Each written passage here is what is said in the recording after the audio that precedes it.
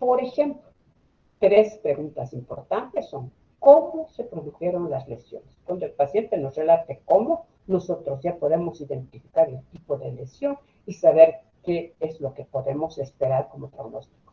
Donde, además aquí debemos asociar incluso medidas como las vacunas, cuando aquí sí podemos asociar lo que es tratamiento, es posible todavía, o ya no, y tendremos un pronóstico. Son tres preguntas que son fundamentales. También será importante preguntar: ¿el paciente tuvo inconsciencia? ¿Cuánto tiempo estuvo inconsciente? ¿Tiene dolor de cabeza? ¿Tiene amnesia? ¿Tiene náuseas? ¿Tiene vómitos? Porque estas serán prioridades frente a lo que sea una lesión traumática en boca propiamente. Esto es prioridad porque es salud general. También hay que preguntar si tuvo anteriores traumas en la región. Cuando estamos hablando de niños protrusivos, ya sea maxilares o mandibulares, estos son reincidentes casi siempre. Entonces, puede verse alterada la oclusión. También hay que preguntar la sensibilidad al frío, al calor. Es necesario además hacer una breve historia médica para ver algo de las displasias sanguíneas, de alergias y otro tipo de situaciones. Por tanto, debemos identificar qué molestias relata el paciente. El paciente puede relatar molestias referidas al momento del golpe o las que relatan el momento de la visita, que ya ha transcurrido un tiempo, y esta ya es más específica del tejido al cual ha llegado la fuerza agresiva. Es necesario hacer una inspección, palpación, percusión, revisar la oclusión dentaria, revisar la vitalidad y sensibilidad pulpar, un examen radiográfico y, punto número 1, hacer fotografías. Porque en una lesión traumática, las lesiones traumáticas se convierten casi siempre en situaciones legales. No vamos a decir médico-legales, podemos decir odontológico-legales, porque o alguien ha golpeado al niño, o alguien ha empujado al niño, o otro niño ha empujado al niño. ¿Y qué hacen los padres? Cuando están en clases, dicen: él ha empujado, los padres tienen que pagar el tratamiento. Es una situación muy especial. Por tanto, y para el profesional, para hacer seguimiento y para hacer correlación, es demasiado importante este punto. Además de todo esto, por supuesto, no se debe obviar nada. Entonces, cuando el paciente llega en estas circunstancias, con oclusión alterada, etc., nosotros tenemos que pedir datos para ver cómo era normalmente el paciente y qué es lo que presenta ahora. Una fotografía es un recurso verdaderamente legal para estas situaciones, ¿sí? Miren acá, cuando digan: pero es que acudió a la consulta, pero primero acudió a la consulta médica y los médicos hicieron esto. Probablemente nosotros lo habríamos sugerido de otra manera, pero la paciente fue tratada de emergencia en otro lado, por tanto la fotografía es vital. O cuando llega en estas circunstancias, ver qué tanto podemos hacer la reconstrucción al 100% o tenemos que hacerla en pasos, ¿sí? Existe una gama de presentaciones, de repercusiones de las fuerzas, de los golpes, y a cuál y más variadas, a cuál y más riesgosas, a cuál y más severas, y que requieren igual tratamientos grandes, grosos, para poder llegar a de alguna manera resolver el problema del momento, porque estos pacientes no se dan de alta inmediatamente de haber reconstruido este diente. Yo tengo que hacerle un seguimiento porque la lesión ha de estar demasiado cerca de punta. El diente ha de estar con raíz inmadura, sin completar formación radicular. Entonces, a este paciente yo no puedo darlo de alta apenas reconstruido. Tengo que hacer otras situaciones. Entonces hay que hacer una planificación y secuencia. Pueden hacerse acciones terapéuticas que solucionen el problema del primer momento, que es cuando llega ensangrentado, sin poder delimitar la lesión. Entonces, se debe planificar qué medidas, qué acciones se toman desde el momento que llega el paciente. O acciones tardías o manifestaciones tardías, también lo que les digo, hay que hacer un seguimiento en cuanto a crecimiento y desarrollo, porque toda lesión traumática afecta más allá de lo que solo se ve. Vamos a hacer la clasificación y tratamiento.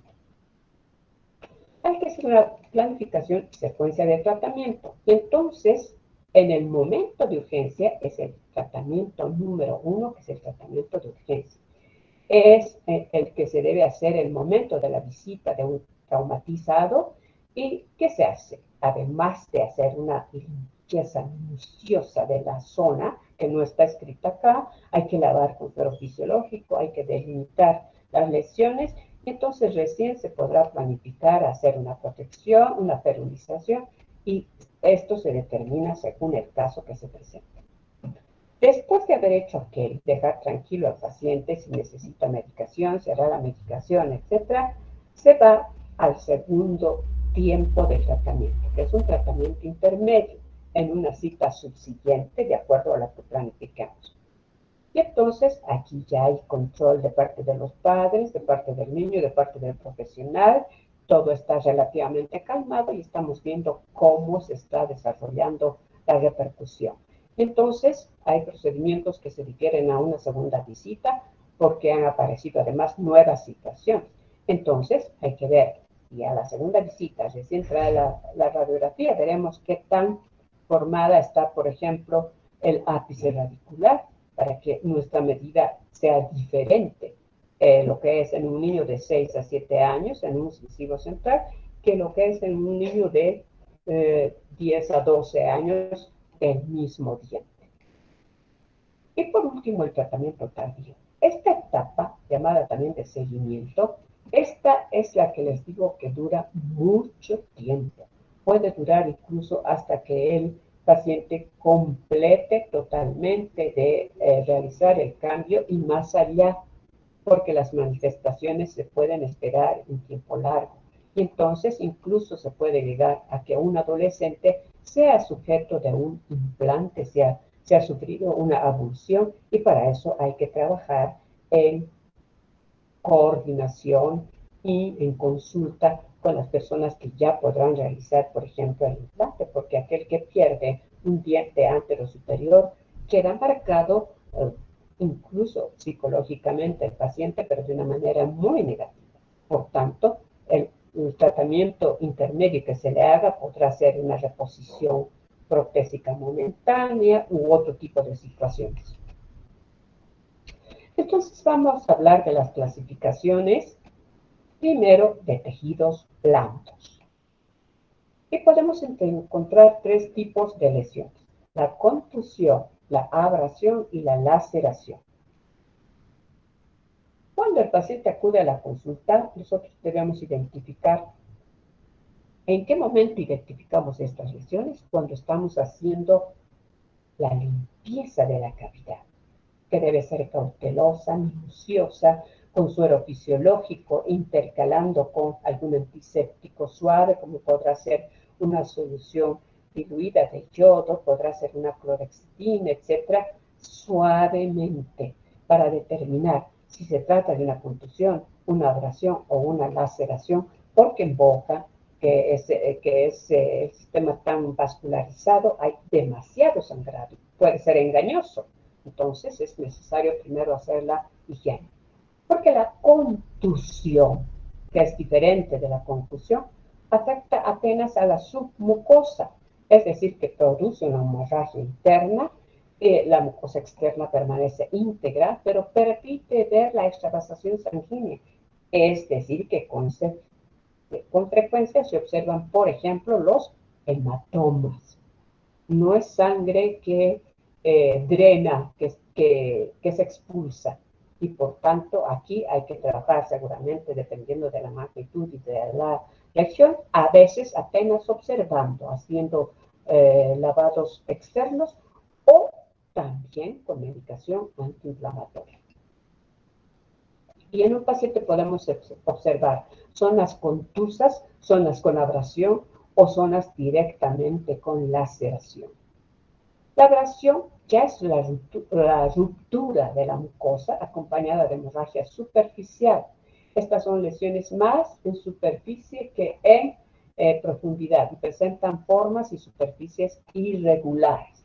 Entonces, fíjense ustedes que aquí la lesión va avanzando en intensidad, se hace más y más intensa. Antes era solo un hematoma y ahora ya hay una ruptura pequeña de la mucosa y esto hace que sangre. La situación ventajosa es que en un niño la abrasión sana sola, no necesitamos hacer suturas. Definitivamente lo que hay que hacer es un tratamiento localizado. ¿Cuál es ese? Manejar muchísima cantidad de suero y el niño tiene la capacidad de formar coágulo inmediato. Entonces, lavado, una asepsia de la región y con eso estamos. Y también dependiendo de la intensidad, la extensión más bien, porque profundidad no, se hará medicación si suele necesitar. Normalmente no la necesita. Y la laceración, esta sí ya es una lesión mucho más profunda, porque es una herida con cierto nivel de profundidad que puede abarcar mucosa y masa muscular también. Entonces, en ese caso, hay que hacer ya un tratamiento quirúrgico más intenso, como será una sutura, dependiendo de la región y dependiendo del momento en el que se encuentre el niño.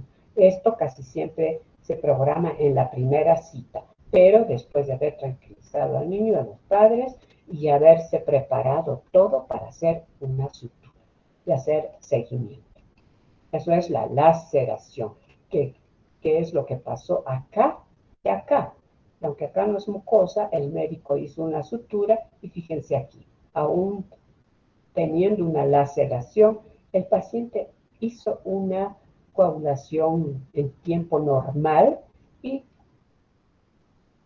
empieza el tejido de granulación. Entonces, es demasiado importante hacer una revisión minuciosa de lo que se nos presenta a la hora de recibir al paciente traumatizado. Las lesiones ya en el segundo grupo, que son las lesiones de tejidos de soporte, estas son las que tenemos que identificarlas con mucho detalle, porque igual el tratamiento se programa según la intensidad de la lesión, según la intensidad del tejido afectado. Y fíjense, esta palabra muy parecida a la primera de tejidos blandos, que era la contusión, esta es una concusión. Es un producto de un impacto agudo. ¿Y qué provoca? Solo provoca un edema en el ligamento. El diente es sensible, puede haber ruptura de algunos vasos del ligamento, pero las fibras están intactas. El diente no tiene movilidad. ¿Cómo la identificamos? Es la lesión más benigna, digamos. Casi siempre dice ruptura de algunos vasos del ligamento, hay un hilo de sangre que sale a través de la mucosa dentaria, de la gingiva, de la encía marginal. Entonces, nada más, al niño no le duele más nada, probablemente pueda tener una lesión abrasiva en labio, pero más nada y casi siempre en estos casos, cuando las madres, padres relatan, no han tenido visita odontológica. ¿Cuáles si lo tienen en el momento? El profesional simplemente tiene que hacer un alivio de las interferencias oclusales, tiene que hacer dieta blanda. ¿Qué quiere decir alivio? Un ligero desgaste para que al contacto con el antagonista este no aumente la molestia. Se le sugiere una dieta blanda por 2 semanas y puede ocurrir que, efecto del golpe, la pulpa se haya necrosado.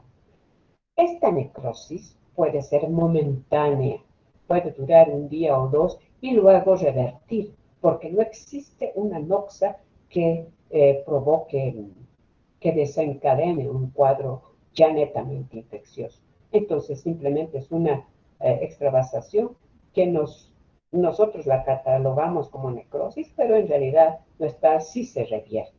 O puede quedar con la decoloración, con la extravasación del diente, pero sin ninguna manifestación hasta la época de cambio. ¿Sí? Hay que hacer la prueba de sensibilidad 1 a 2 meses después. Y fíjense, esta es la figura de Andreasen, de ese gran profesional que ustedes vieron. Hay una ligera extravasación acá porque hay algunos vasos que han sufrido ruptura en el ligamento. Esto es ligamento, ¿ya? Ruptura de vasos, pero momentánea, nada más. Y aquí. Y puede ser casi siempre asociada, como en este caso, a una lesión abrasiva, porque aquí no ha hecho más que dañar la encía marginal, ha habido pérdida de esa encía, esto se va a recuperar. ¿Y qué hacemos con el paciente? Simplemente una buena higiene y nada más. Observación, el diente no se tendría que mover, por tanto no se debe jamás periodizar. Vamos con la subluxación. Es una lesión que avanza en gravedad, por así decirlo. El impacto es mayor. Hay, además de ruptura de algunas fibras del ligamento, el diente se afloja, pero no se desplaza. Puede haber hemorragia en el surco gingival, puede o no necrosarse. Es un poquito más intensa que la otra lesión. Es un poco más intensa porque puede haber leve desplazamiento del diente. Y el tratamiento, ahí está, miren, hay ruptura además de vasos de la pulpa. Entonces, el tratamiento es exactamente igual que el otro. Si hay ruptura de vasos de la pulpa, el diente va a ponerse con un cambio de color muy visible al momento, muy visible, nada más. ¿Y qué hay que hacer? Hay que observar. Si este cuadro se revierte a la normalidad, no se hace nada en unas 2 semanas. Si es que no y está generando dolor, hay que abrir y hacer la endodoncia. Y de esto tenemos muchos y muchos ejemplos. Esto acontece con una frecuencia muy grande y miren al examen de transiluminación, comparando con el otro diente, se puede ver que acá en este observamos la punta, en este otro no. Entonces es demasiado importante, es decir, la extravasación. Entonces es importante asegurarnos que este cambio de color del diente producto del golpe no se quede más que en eso, se reabsorba, o si se queda ahí y no tiene repercusiones a nivel gingival, no hay sintomatología, al paciente no le debemos hacer absolutamente nada, porque radiográficamente no se observa nada, absolutamente. Sin embargo, hay que advertir a los padres, este es otro ejemplo, porque esto que parece tan leve, voy a ir para atrás, ustedes verán la cercanía de las raíces con el germen. El golpe puede contactar con el germen y provocar una alteración en la formación del esmalte, si ha sido un golpe leve. O si ha sido un golpe fuerte, puede todavía ir mucho más allá y ser más agresivo, invaginar ese diente que está todavía como una papila y alterar mucho más su formación. Puede provocar grandes repercusiones. Tan solo esto. Avanzando en lesiones, podemos hablar de la luxación extrusiva. Esta es causada por fuerzas oblicuas. El ligamento y paquete de la pulpa son definitivamente seccionados, aquí ya con más fuerza. En diente primario, ¿qué debemos hacer? Está con interrogantes. En diente permanente, según protocolo. Vamos a ver enseguida. Ahí está. Mire, ruptura de vasos de ligamento, ruptura de vasos de ligamento, ruptura total de vasos de la pulpa dentaria, porque el diente sale de su alveolo. Es también frecuente en dentición primaria y permanente joven. El tratamiento, como lo van a ver enseguida, es diferente. Miren, ahí está, un diente en dentición primaria que ha sido producto de una luxación extruida. Se ha extruido y aquí el pronóstico es malo para el diente, definitivamente. Miren, tratamiento para la dentición permanente, la dentición primaria. La exodoncia se debe de hacer. Reubicación no se debe hacer. Técnica anestésica para la exodoncia, sí. Evitar formación de coágulos, sí. Porque si nosotros no extraemos ese diente, aquí se forma un coágulo y este diente permanente lo que va a pasar es que se va a anquilosar y no va a salir jamás. Terapia antimicrobiana, sí. Y seguimiento con rayos X. Pero el diente en dentición primaria lo único que se tiene que hacer es extraer. En dentición permanente no se extrae, hay que reubicar, introducir el diente en el alveolo. Sugeriría no hacer técnica anestésica para que el diente se pueda revascularizar de inmediato, evitar la formación de coágulo, por eso tiene que ser pronto. Por eso la pregunta, ¿cuándo ocurrió? Eso nos da una idea de que el tratamiento puede ser positivo. Se hace presión lenta, se hace ferilización, sí, 2 a 3 semanas, y la terapia antimicrobiana es obligatoria. También la terapia pulpar si fuera necesaria y el seguimiento. Este es el protocolo para dentición primaria y dentición permanente en la luxación extrusiva. Otro tipo de luxación más agresiva es la luxación lateral. Aquí son fuerzas horizontales corona que desplazan la corona hacia palatino y el ápice a vestibular. Lo vamos a ver tal cual dice la teoría. Puede haber además asociada la contusión, es decir, hematomas en los tejidos, o no solamente contusión, puede haber laceración, puede haber abrasión, un conjunto de todas ellas. O hay fractura de pared ósea, hay seccionamiento de vasos y nervios, la corona queda trabada y hay un sonido metálico. ¿Qué es el tratamiento? Vamos a ver primero cómo es esto. Es así, hay fractura de pared ósea, ¿sí? Mire, el diente queda atrapado, la corona va hacia palatino y la raíz a vestibular. Lo veremos gráficamente. Miren, esta niñita es luxación lateral. Vean, exactamente como la figura de Andreas, esta es una pacientita nuestra, boliviana, y miren, corona hacia palatino, ápice a vestibular. ¿Qué ha pasado? Se ha fracturado. El tratamiento es diferente entre lo que es dentición primaria y dentición permanente. Vean, este es otro caso. Nada más hay leve la luxación lateral en este, pero severa en este, en el central. Y también lateral. ¿Cuál es el tratamiento? Para dentición primaria, exodoncia. Sí o sí. No hay reubicación. Hay técnica anestésica para la exodoncia.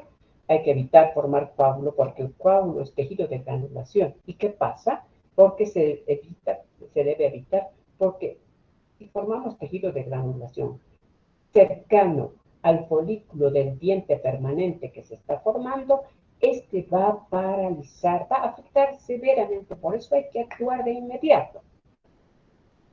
Ferilización nada, terapia antimicrobiana sí, terapia pulpar nada, seguimiento sí. Esto es para la dentición primaria. Para la dentición permanente no se debe hacer exodoncia, se debe hacer reubicación y con los dos dedos se reubica tanto el alveolo fracturado como el diente. Y entonces hay que evitar la formación de coágulo con una presión lenta, ferilización por 3 semanas, terapia antimicrobiana, terapia pulpar casi siempre, seguimiento. ¿Sí? Esto es demasiado importante. Es muy probable que se produzca una anquilosis, es decir, una fusión entre lo que sería el diente y el hueso. Esto es solo dentición permanente. ¿Qué pasa con la intrusión o luxación intrusiva? Es una lesión también mucho más severa. Estamos aumentando en severidad. En esta, la lesión causa el máximo daño.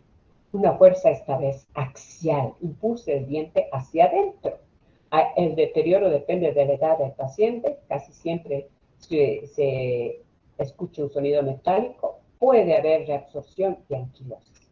Tratamiento según protocolo. Veamos qué pasa. El diente, miren aquí, se ha introducido más, por eso se llama luxación intrusiva.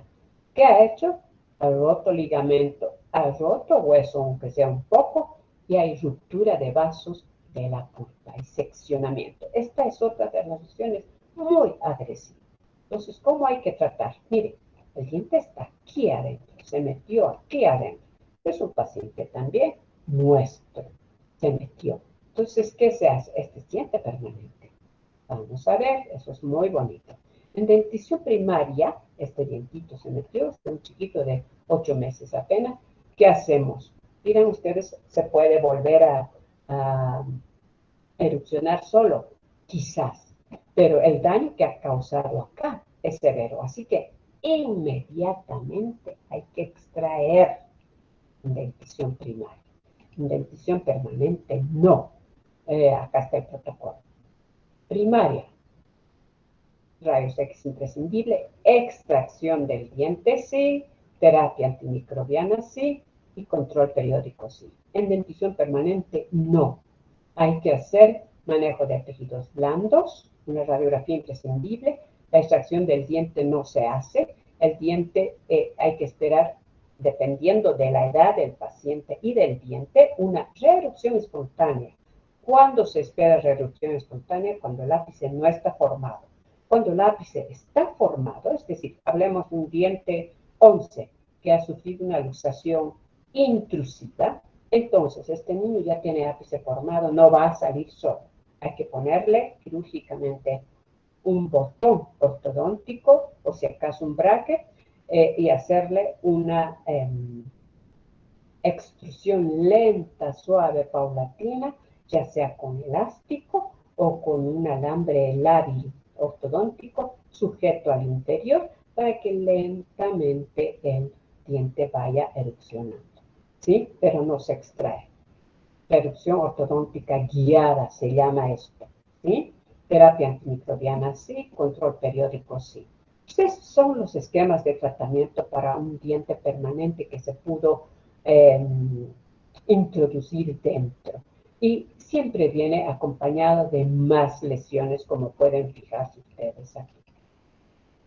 Por último, en las lesiones de tejidos de soporte tenemos la avulsión, que está causada por un impacto frontal, el éxito del reimplant. ¿Qué es la avulsión? Es la eliminación, es la exarticulación del diente, es decir, se desarticula y el diente sale, se desaloja de la boca.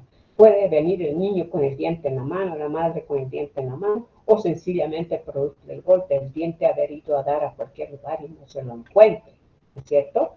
Si se lo encuentra, el éxito del implante depende del periodo extraalveolar, es decir, tiempo extraalveolar.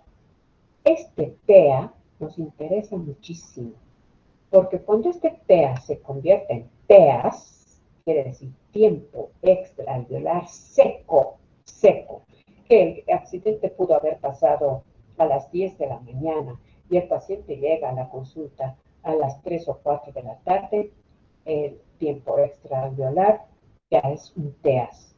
Quiere decir que el diente llega seco. Las fibras que quedan en el diente y las fibras que quedan en el alveolo, las del alveolo se van necrosando. Las del diente ya están secas. Peor si el diente ha sido envuelto en un papel. Si todavía el diente fuera mantenido en boca o en sustancias fisiológicas, quizás, pero aquí vamos a hablar de tiempo.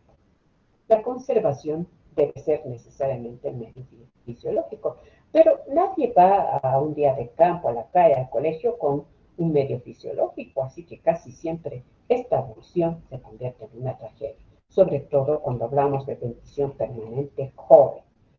Hay que evitar la contaminación, por eso es necesario terapia antibiótica. Se debe aplicar, si el diente lo ha podido el paciente, el maestro, el padre recuperar, hay que insertar de acuerdo a un protocolo en tiempo y se puede aplicar una férula flexible durante una semana. Conductoterapia depende de si el diente está con ápice abierto o con ápice cerrado. En dientes primarios, la reimplantación está totalmente contraindicada. No tiene ninguna duda el definir. En dientes primarios, si un diente ha sido erosionado, hay que dejarlo fuera. Así de sencillo. y simplemente hacer terapia antibiótica para evitar formación de tejido de granulación. En cambio, en diente permanente mire, ahí está exarticulado. ¿Cuáles son los medios de conservación? Solución de Hank, que es la solución que se usa para los órganos que se van a trasplantar, leche, suero fisiológico, saliva, medios de cultivo. ¿Qué puede tener una persona que está lejos de un consultorio dental? La propia saliva del niño. Incluso la saliva del padre o madre ayudará a conservar esas fibras antes de que se sequen por completo. Suero fisiológico, es decir, agua hervida con sal, creo que es posible conseguir en cualquier lugar, o quizás leche, pero que lo traigan seco no nos sirve de nada. Este es el ejemplo de un niño que se cayó como a las 10 de la mañana en la escuela, y tomada la radiografía desde un punto de vista médico, el niño perdió 2 dientes, trajo uno, se reimplantó, mire, trajo uno, se reimplantó, se hizo la férula, al inicio de muy buen resultado, pero como también se había perdido, este alveolo, la reabsorción ósea fue destruyendo el alveolo de este otro lado, y pasado el tiempo se convirtió en fracaso. Antes de eso, a los 7 días, se hizo la endodoncia, el diente estaba perfecto, miren ustedes, esto era una cosa maravillosa, pero lamentablemente, porque además el niño puede retroceder, miren. Vamos a ver el perfil de este niño. ¿Qué perfil tiene? Tiene un perfil cóncavo. ¿Qué factor de riesgo tiene? Esta protrusión mandibular. Y eso es lo que le pasó. Eso es lo que le pasó. Lo malo de todo esto es que vino a la consulta pasadas 5 horas. Nada más contraindicado que eso. Posteriormente, el paciente perdió el diente definitivamente. ¿Qué se hace en esos casos? Si, por ejemplo, este paciente ha perdido el incisivo central, se puede guiar ortodónticamente a que el lateral ocupe el sitio del central, y ahora con los materiales de estética se hace la reubicación. Este paciente, ¿qué les voy a decir? Es de hace unos 20 años. Entonces, lo que se hizo fue eso. Yo hice esto, el paciente no quiso ni estética, no quiso nada, se veía tan bien y quedó perfecto, porque el diente no lo recupera. Vamos a ver ahora la última parte, que son las fracturas coronarias, tejidos duros. Esto es algo más simple. Son las lesiones más frecuentes en la dentición permanente, y la causa más usual, un impacto frontal que provoca líneas de fractura de distintas direcciones, lo que ocasiona a la vez pérdida de tejido duro, también de distinta magnitud. El estado pulpar de un diente con fractura coronaria depende de varios factores. ¿Qué es lo que nos interesa más que nada en una fractura coronaria? El estado pulpar. Entonces, puede o no haber existencia de luxación. Las diferentes formas de luxación pueden estar presentes. Quiere decir, traumatismos de tejidos de soporte. Entonces, casi siempre, en el 90% de los casos, hay luxación añadida. Y esto depende también del grado de desarrollo radicular en el que se encuentra el diente. El estado pulpar, ¿no? La existencia o no de exposición pulpar, el tiempo transcurrido hasta el recubrimiento. Y podemos clasificarlas así. Simplemente puede haber una leve fractura tan solo de esmalte. Puede haber fractura de esmalte y dentina, sin exposición pulpar o con exposición pulpar. Puede haber fractura coronoradicular, o tan solo pueden haber líneas de infracción. ¿Qué quiere decir? Esta es una de las lesiones, a ver cómo les digo, camaleónicas. ¿Qué quiere decir esto? Que aparentemente no pasa nada, es inofensiva, el que el diente se hubiera trizado, por así decirlo, como cuando un vidrio se triza, pero no se desprende. Es tan frágil que cualquier cosa lo puede hacer caer y el vidrio se rompe. En el diente Posiblemente no ocurra eso porque es metal, tejido duro. Pero, ¿cuál sería el mayor riesgo en las líneas de infracción? La afectación pulpar en un diente que aparentemente parece íntegro, pero que está provocándose una afección pulpar severa porque hay una línea de infracción, un trazo dentario que no solo afecta esmalte, sino también dentina, y es vía de entrada de microorganismos. Y por último, la fractura radicular. Cuando hablamos de las fracturas de esmalte, es una lesión de poca extensión. Se pueden identificar dos tipos de lesiones, con pérdida de tejido, sin pérdida de tejido. Más bien, lo que hablaba hace un momento, grietas las que se deben observar si es que estas llegan a dentina. El tratamiento es muy simple. Si, si es un esmalte, por ejemplo, cuando el diente apenas está erupcionando y es una fractura de esto, es muy frecuente. En el borde festoneado del festón de crecimiento del diente, tan solo hay que alisar los bordes para no estar haciendo adhesión una y otra vez y extendiendo cada vez más y ser nosotros más agresivos que la lesión traumática. Por tanto, a veces con solo alisar es suficiente. También, si esta es un poco más intensa, se debe hacer la técnica adhesiva de la resina y siempre, además, topicaciones de flúor. Porque no nos olvidemos que el esmalte es el tejido más escaso, más delgado del diente.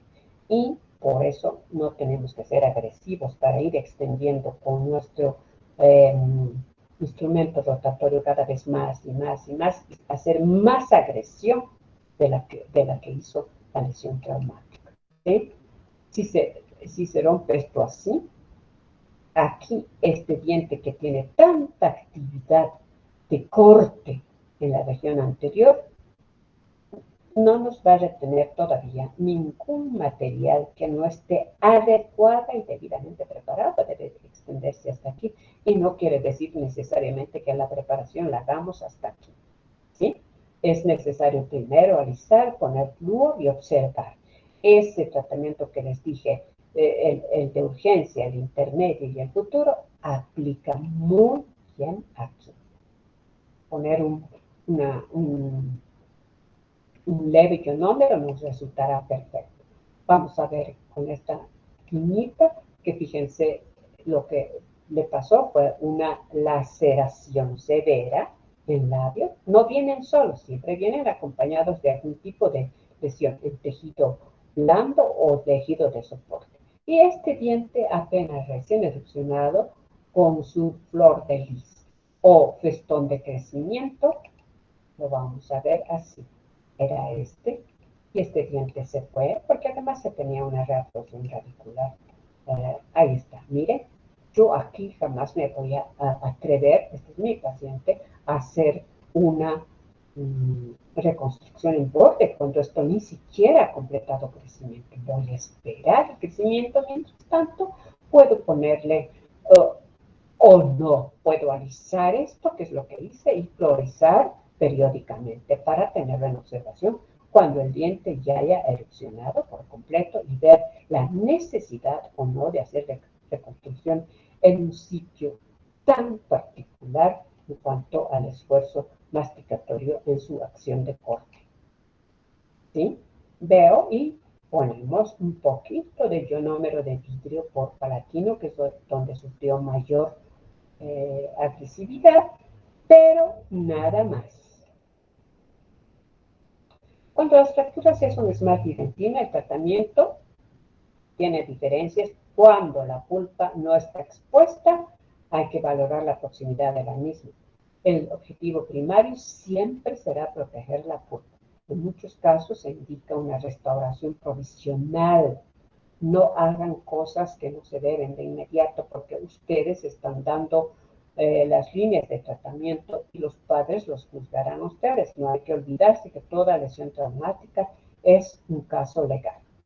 En segundo lugar, hay que recuperar la estética con técnicas adhesivas, pero no debe hacerse en la primera visita, porque a veces el propio tratamiento puede lograr una comunicación pulpar indebida y causar una repercusión adelante muy fuerte, muy severa y estar nosotros involucrados en esa situación.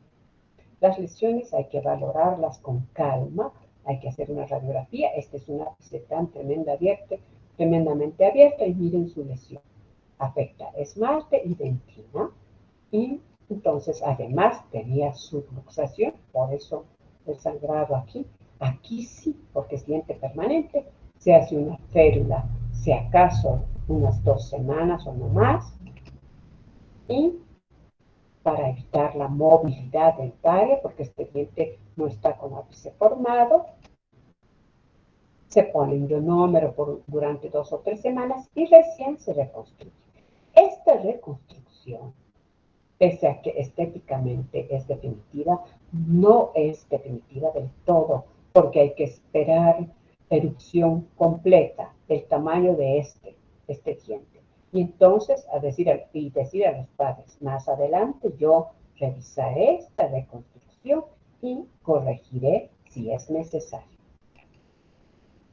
Veamos este otro chiquito. Miren, todos son pacientes, todos, absolutamente todos son niños. Miren, expone esmalte y dentina. Dentina muy peligrosa porque llega hasta casi cervical, pero es en ángulo. Entonces, no puedo en la primera visita hacer yo todo, simplemente haré una protección ionomérica, un buen tiempo. Miren, ya está protegido. Entonces ya no me da preocupación que el paciente esté con la sensibilidad que estaba acá. Acá ya no tiene un ionómero y lo voy a dejar un X tiempo prolongado el ionómero. Cuando me toque hacer la reconstrucción, todavía haré una reconstrucción corta hasta que erupcione por completo y pueda luego hacer la reconstrucción muy similar, siempre usando coronas de celuloide. O este otro caso igual. Vamos a ir un poco más rápido. Casi todos los casos son iguales. Miren. Estas siempre son las que más cuestionamiento traen porque los padres, esa pregunta que hicimos al principio, ¿qué esperan del tratamiento? ¿Será competente la persona que va a hacer esto? Entonces nosotros tenemos que responder a esas inquietudes. Igual acá, miren, la niñita con su bracket acá. ¿Qué pasa si la fractura es más de dentina? Si en una fractura es más de dentina, el paciente o los padres o el maestro, quien sea, encuentra el pedazo que se fracturó. A esto se llama técnica de fijación del mismo fragmento coronario. Y entonces, en ese caso, el fragmento debe tener ciertos requisitos. Primero, estar intacto. Segundo, mantenerse en suero fisiológico para evitar deshidratación del fragmento. Emplear una técnica convencional adhesiva para fijación, o sea, convencional. La técnica normal de uso de resina. Vamos a ver un casito muy rápido. Este pacientito, que ahora ya es un médico, era un paciente. Mira, aquí está su fragmento. Entonces, se lo pone, si no lo han puesto, hay que dejarlo un tiempo en suero, luego un corto tiempo en flúor, y se hace la prueba del fragmento, está intacto, se hace la técnica adhesiva tanto en el fragmento como en el diente y se reconstruye. Ciertamente, porque aquí de manera intermedia, y eso dice también Andreasen, va a quedar un poco más alto. No importa, no se preocupe, este no es el definitivo. Aquí lo que se quiere es rescatar el fragmento. Y entonces aquí sí se va trabajando más y más, observándolo. Al paciente no se le da de alta, sino hasta que es adulto, definitivamente. Lo que hablamos, líneas de infracción o síndrome del crack dental, fisuras dentales, lo que ustedes quieran llamarle, el astillamiento, lo que sea. Miren, semejante línea de infracción. ¿Cómo la vamos a ver mejor? Miren, secando el diente y a veces haciendo transiluminación. Yo tengo una máquina de un aparatito que antes se utilizaba para polimerizar. Los primeros y antiguos aparatos que polimerizaban las resinas y que fueron descartados. Miren, este tiene, lo tengo aún, Una lámpara que además daba transiluminación. Miren cómo hacía ver semejante trazo de fractura. Cualquier que lo viera muy superficialmente y el paciente con mucha saliva, que yo sé que solo esta parte, diría, ya, esta es una lesión solo en esmalte, no le pasa nada y si acaso voy a alisar, voy a esperar que el diente erupcione, listo. Pero no es solo eso, hay que ser minuciosos y semejante trazo de fractura. Entonces, ¿qué hay que hacer? Radiografía, definitivamente. Radiografía es importante para ver hasta qué nivel llega el trazo de fractura. En este caso solo era felizmente esmalte, pero había que tenerlo al diente con aplicaciones de flúor bien seguidas, para hacer que haya algún nivel de remineralización en ese diente y control permanente. Muchas veces, lamentablemente, el paciente o los padres no los traen porque no le dan la importancia. Para ellos no es importante un síndrome del crack y para nosotros sí. Ahora, en cuanto a la fractura dentaria, a ver, esta chiquita, miren cómo fractura. Yo con mi asistente, esto se tiene que extraer, por supuesto, y eso es lo que hice. Y ustedes dirán, y esto no se toca porque está bien cerquita del germen. Y entonces esto se extrae y al paciente se lo controla una vez por semana por muchísimo tiempo, porque se le explica a la madre. Este retazo que no es tan pequeño, de raíz, digamos que es la mitad de la raíz, va a sufrir el proceso de reabsorción por dos motivos. Por lo fisiológico, que es la reabsorción radicular, y en este caso por lo traumático, porque se convierte en un cuerpo extraño en este sitio y el propio organismo lo elimina. Cuando no es debido a caries, ¿entiende? Cuando es debido a caries, eso es otra cosa. Si se hiciera una extracción, jamás se puede dejar esto, pero acá se deja por la cercanía del germen, sobre todo de un germen porque este niño es demasiado pequeño, que apenas está ni siquiera completado formación corneal. Por tanto, el temor a paralizar esta formación es inmenso. No se puede tocar eso. Hay que hacer mucha terapia antibiótica y controles, les repito, semanales. ¿Ya? Ahí está. Miren. Controles semanales, cicatrizando. Ellos tienen una capacidad de cicatrización maravillosa, asombrosa. Está niñito, es muy pequeño. Va reabsorbiendo paulatinamente. ¿Cuáles son las consideraciones acerca del manejo de la punta? El pronóstico dependerá del tiempo transcurrido desde el trauma, el tamaño de la exposición, el estado de desarrollo de la raíz. En cualquier caso, siempre se producirá una inflamación aún leve. Es lo que conocemos como pulpa sana con células inflamadas. Así, es exactamente lo mismo. Casi siempre se puede observar tejido de granulación. Si la vascularidad pulpar está intacta, no hay invasión bacteriana, lo cual depende del tiempo transcurrido. El tratamiento puede ser una protección pulpar indirecta, si no hay contacto con pulpa, si la lesión no afectó pulpa, nada más esmalte dentina, y se puede hacer la protección con hidróxido de calcio en lesiones pequeñas, no expuestas más de 1 hora. Se puede hacer una pulpotomía parcial en lesiones más grandes de poco tiempo con la misma técnica. En dientes oscuros o sangrado abundante está indicada la pulpectomía. O si el ápice está abierto, además la apexificación para mejor pronóstico del diente.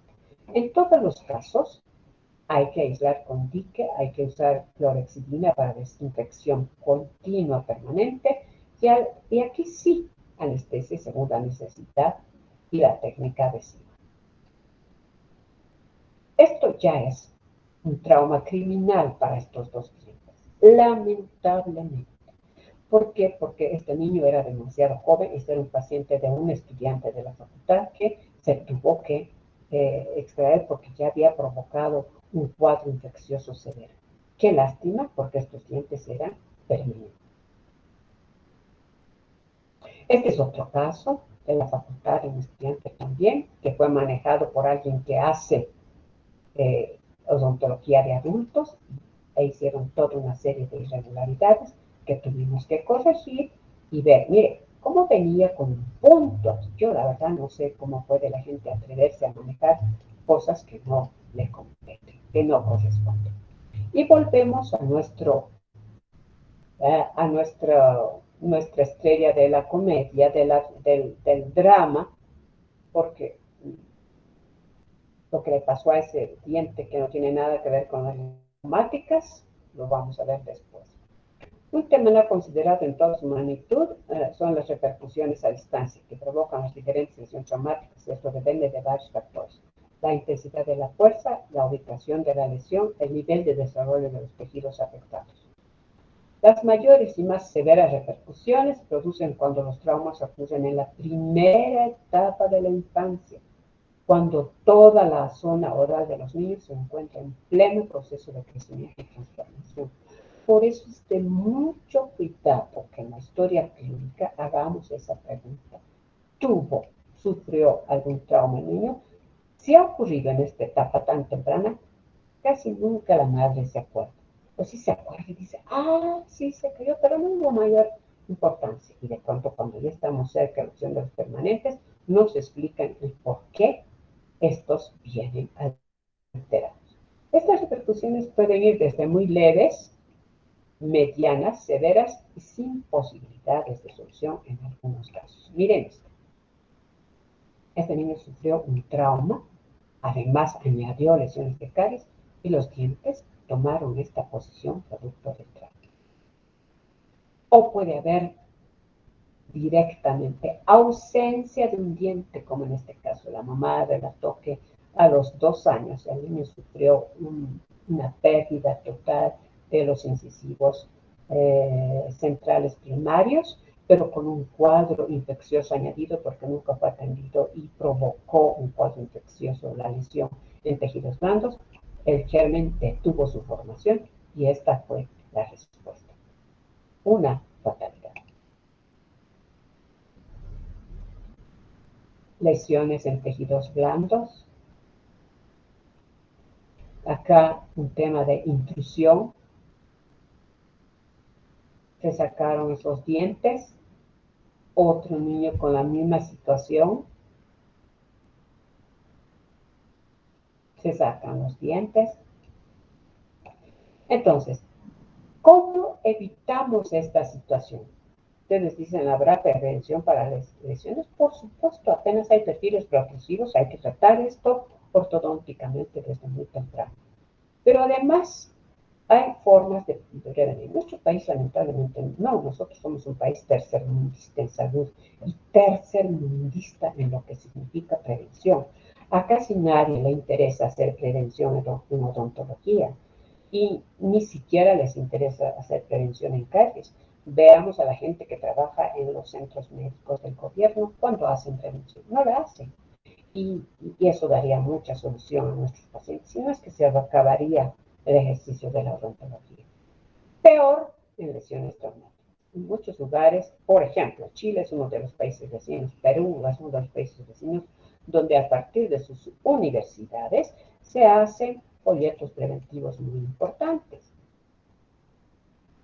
Hay que en los folletos identificar los reportes de mediano y alto riesgo. Esto es información a los padres, a los niños.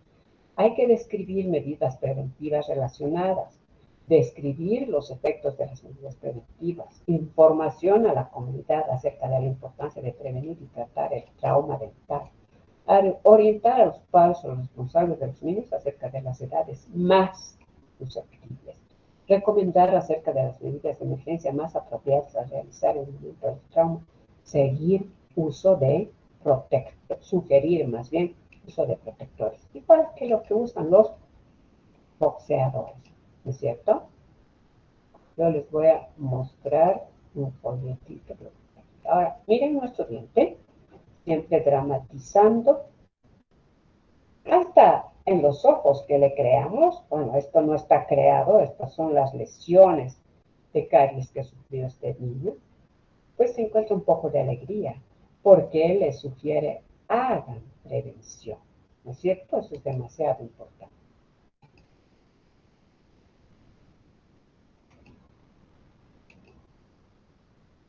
Ahora voy a escuchar, acabamos el tema, por tanto mañana ya no vamos a pasar. Voy a escuchar preguntas. Primero, estudiantes, ¿se vieron las fotografías todas? Sí, doctora. Ya, ¿qué preguntas tienen? Doctora, Adelante. sí, yo tenía una consulta, doctora, respecto a las lesiones de los tejidos de soporte. Bueno, en cuanto se optó un tratamiento, digamos una extracción, en lo que en la etapa del Estamos hablando de dentición primaria. sí, sí, doctora.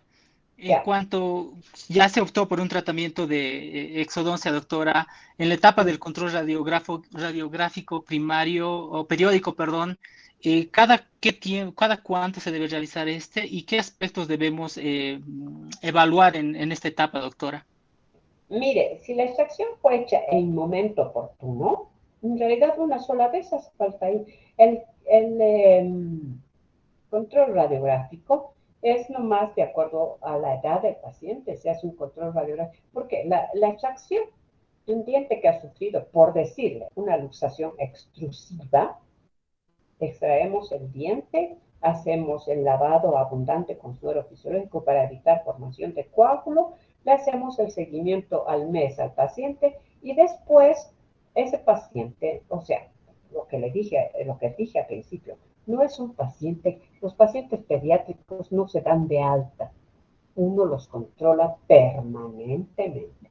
Ese examen puede ser clínico y asociado a la radiografía. No es imperativo que se haga la radiografía cada mes. Sí es importante que se haga un control clínico cada mes. La radiografía, en caso de que usted clínicamente vea alguna situación anómala, la hará. Pero si ha extraído el diente, ha hecho un manejo adecuado del lavado, ese paciente no va a tener más repercusiones. Por tanto, no hay un protocolo que diga cada 2 semanas, tres no. De acuerdo a la imagen clínica de esta situación. Muchas gracias, doctora. Uh-huh. ¿Por qué? ¿Otra pregunta?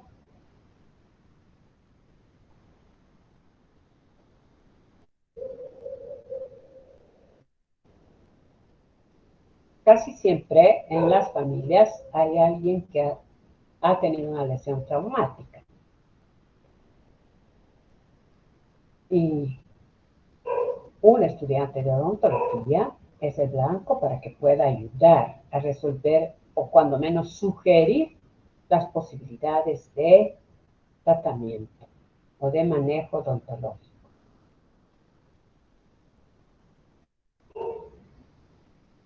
Ok, si no hay más, con este tema yo habría terminado las clases teóricas de la presente gestión 2021.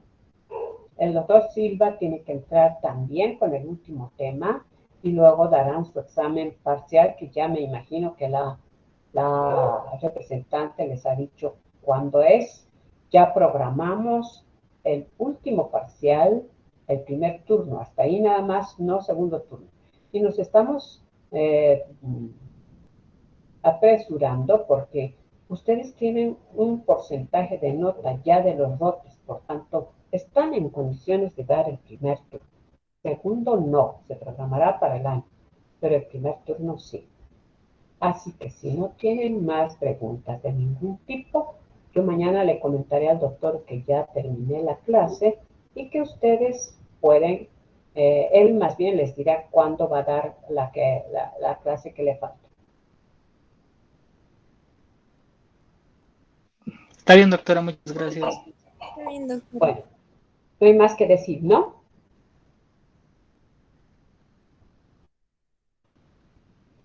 ¿Me escucha? Porque es Sí, que sí, cuando no doctora. responde más que una persona, Sí, doctora, se la escucho. ok, ya, entonces no hay más preguntas ni referidas al examen ni nada.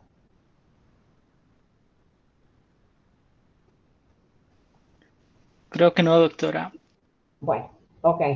Gracias entonces y hasta cualquier momento. Hasta Muchas luego, gracias. doctora. Hasta Sí. luego, doctora.